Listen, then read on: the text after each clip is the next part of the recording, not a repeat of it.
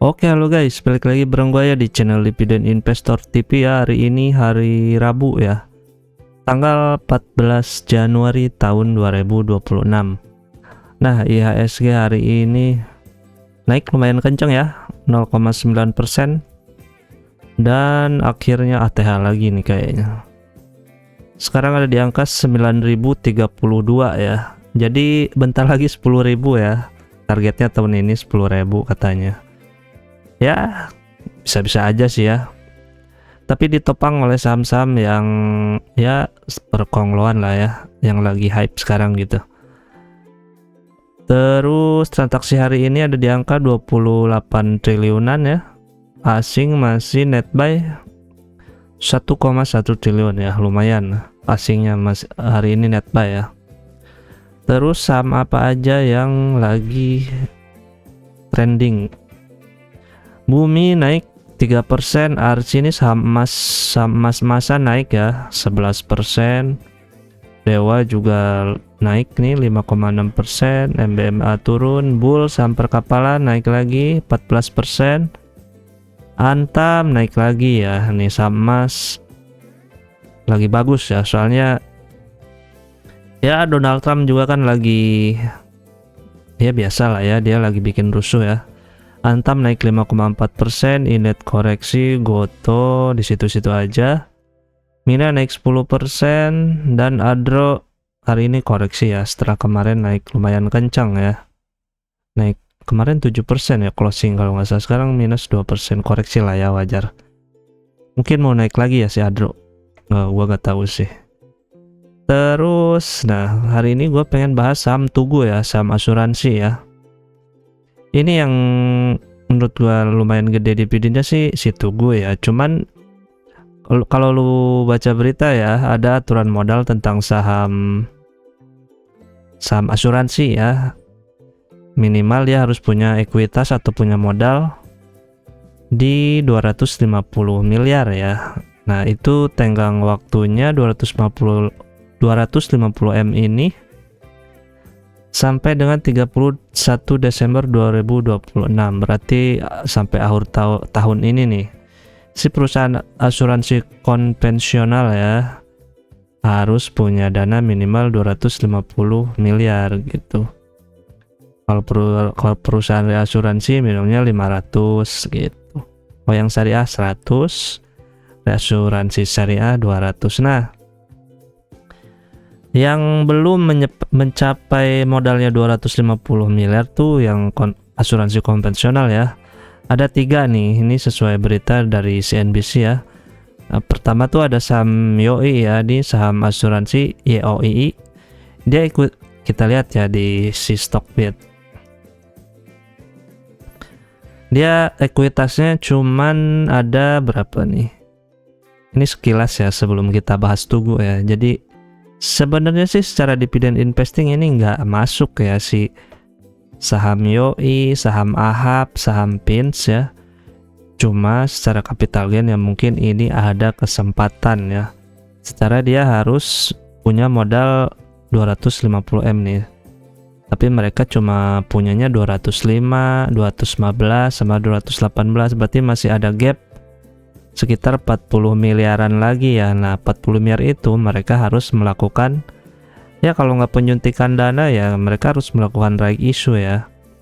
Nah, kalau perusahaan melakukan right issue ya kemungkinan ya sahamnya bisa naik gitu ya, kemungkinan ya rata-rata. Tapi nggak semua yang right issue juga bisa naik sih, tapi ada juga yang malah jeblok ya.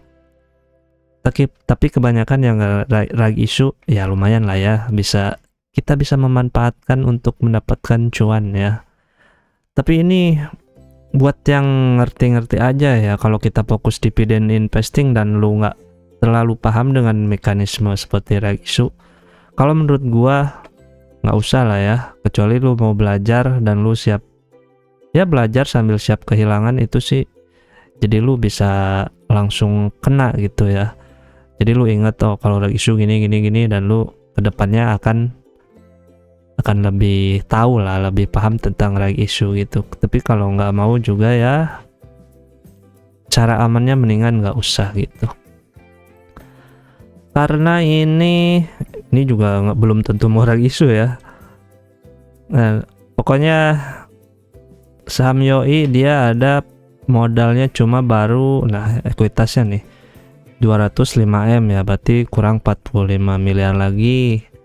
Terus si AHAP, kita lihat AHAP, tapi secara laporan keuangan bagus lah ya, nggak minus, ada minusnya sih ya, kita bandingin sama AHAP. AHAP di suspend nih. Oh, kita lihat dulu YOI, dia pergerakan harganya bagus gak? Nah, year to date 1 tahun ya cuma naik 5,7% ya. Year to date 7%, 3 bulan ya belum kemana-mana ya si YOI ini.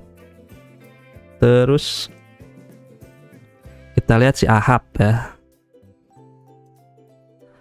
AHAP ini nah dia disuspend nih karena dia naiknya kenceng gitu.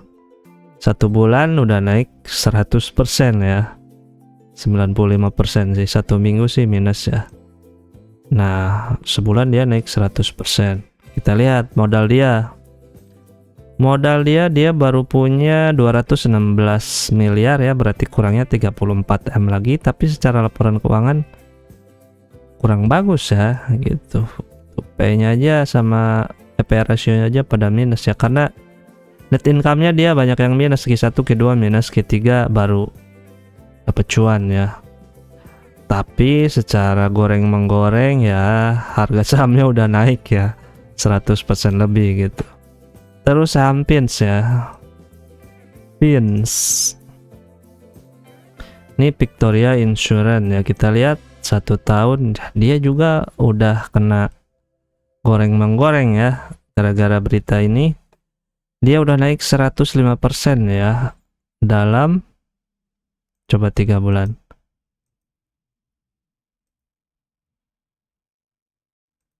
Ya lemot, kita reload dulu ya. Ya ngeheng.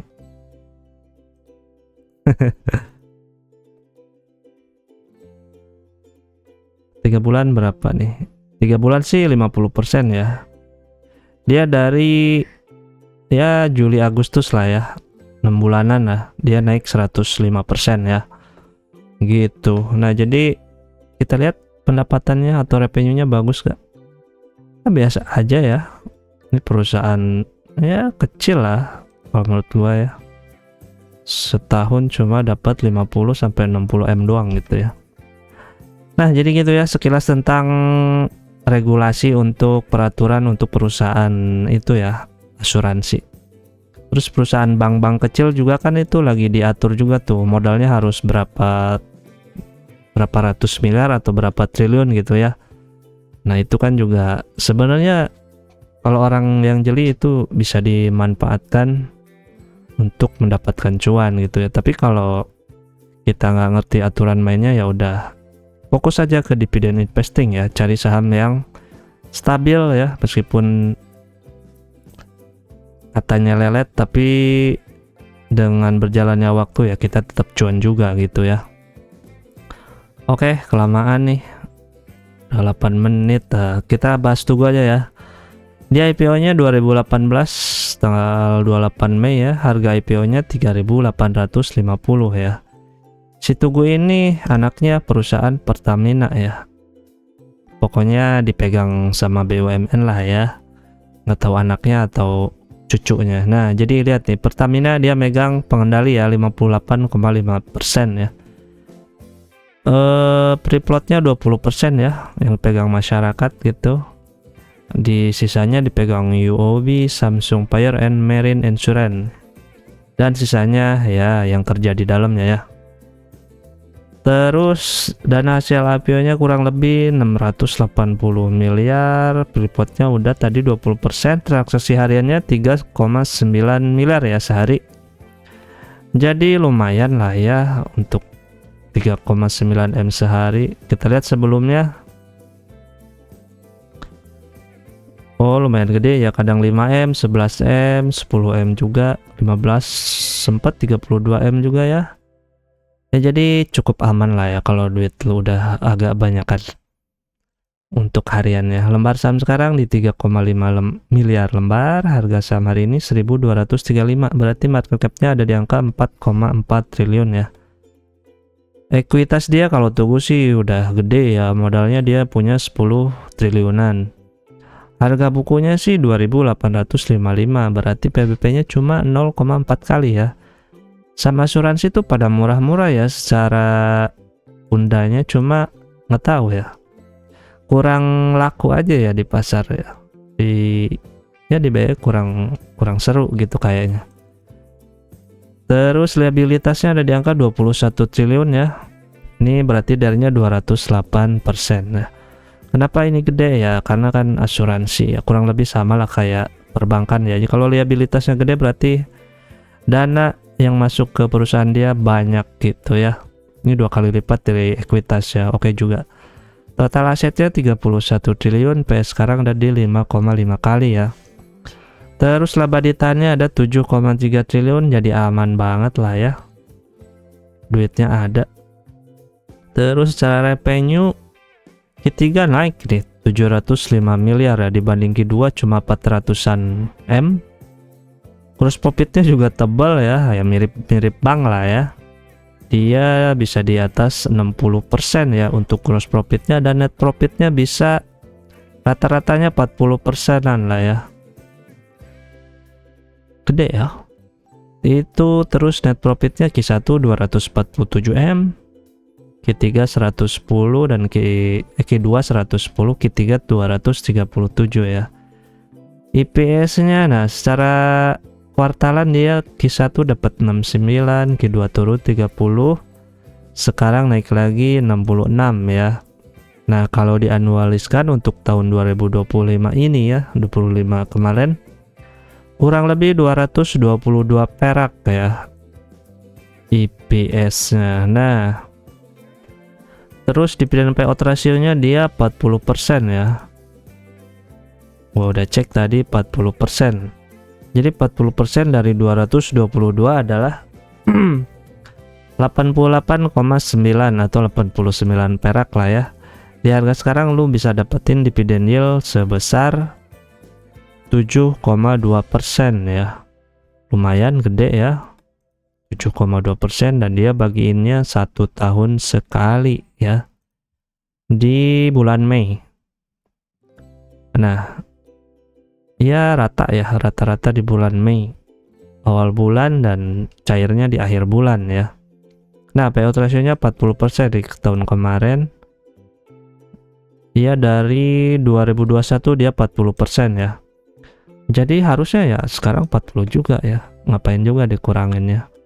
40% juga udah aman lah ya. Bagian segitu mah 60% buat diputerin lagi ya. Sisanya masih gede lah gitu. Harga warasnya berarti ada di angka 889 sampai 1780 ya. Nah, dividen 7,2%. Berapa bulan lagi? Berarti cuma 5 bulan lagi lah dari sekarang. Lu kalau beli sekarang 5 bulan lagi dapat return 7,2%. Kalau deposito kan 1 tahun cuma 5 apa 6% ya. Ini 6 bulan loh. Tapi ada kemungkinan ya harganya bisa turun. Kalau deposito kan enggak ya, harga modal lu tetap lu cuma dapat bunganya aja gitu. Harganya nggak kemana-mana. Kalau di saham ya gitu, resikonya harga sahamnya bisa turun gitu. Untuk harga waras berdasarkan IPS ya, kali 10 aja berarti di 2222 ya. 2224 ya.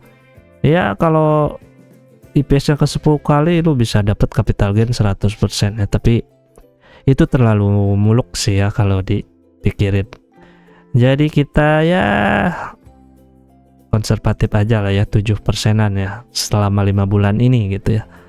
Nah, jadi gitu, apakah kalian tertarik dengan saham beginian ya? Atau kalian mau nyari yang lebih gede? Masih banyak sih yang lebih gede, yang di atas 10% juga ya.